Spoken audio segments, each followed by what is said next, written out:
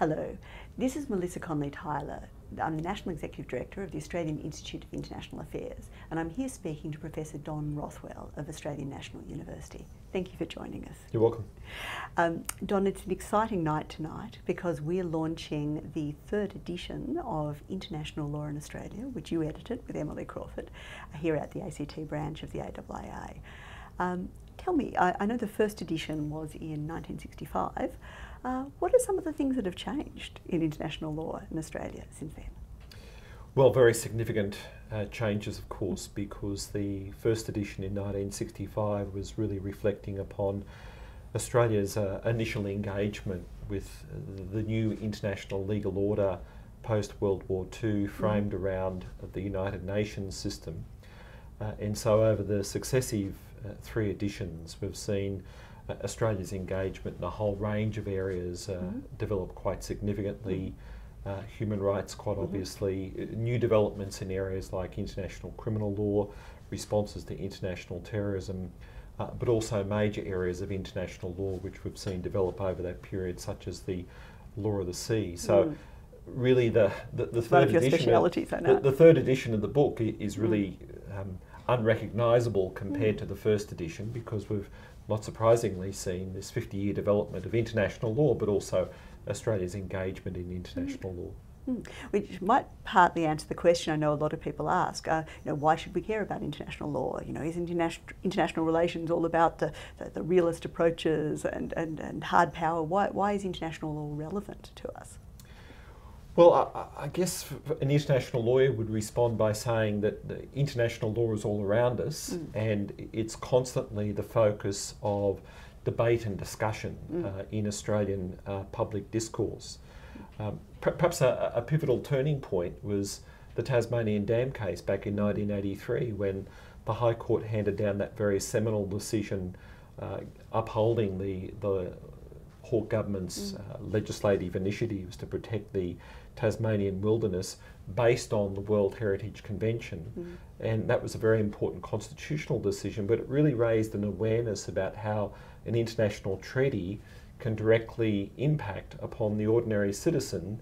And as a result of that, we've just seen a snowballing effect about how governments have sought to engage with international law. We've had a significant international law discourse. Of course, we've just come through a period where Professor Gillian Triggs, as the President of the Human Rights Commission, constantly spoke about Australia's international law obligations with respect to human rights. So to that end, from where I sit as an international law academic, international law is sort of front and centre of many contemporary day-to-day debates in Australia. Absolutely. And certainly Australia presents itself internationally as a good international citizen. I mean, what are some of the aspects of that? Well, yes, and that's an interesting debate, one that's been promoted by the Chancellor of the ANU, of course, Professor Gareth Evans, in a former guise when he was Foreign Minister. Now, Evans never really spoke about the international law dimension of that, but myself and a number of other scholars have said, well, if Australia purports to be a good international citizen, upholding and supporting international law is an important component of that.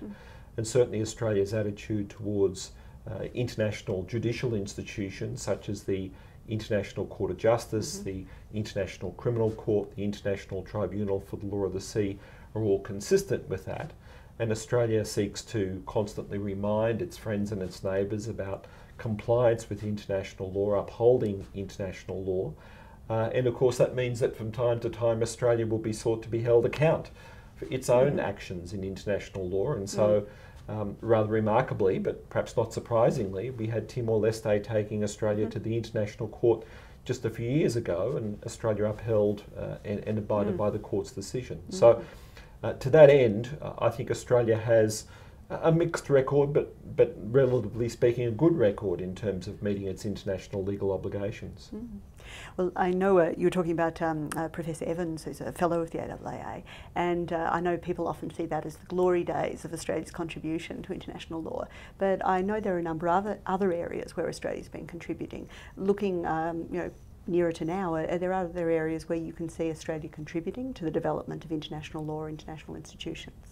Oh, very much so. And of course, at the moment, we have an Australian who's sitting as a judge on the International Court of Justice, Judge James Crawford. So that's a very significant contribution, of course. And Australia is a major supporter and contributor to many of the international courts and institutions. But in addition, we've got Australian delegations constantly contributing to debates and discussions in United Nations fora. Sometimes they are not necessarily at a very high profile level, but ultimately Australia is there actively supporting and contributing to these developments.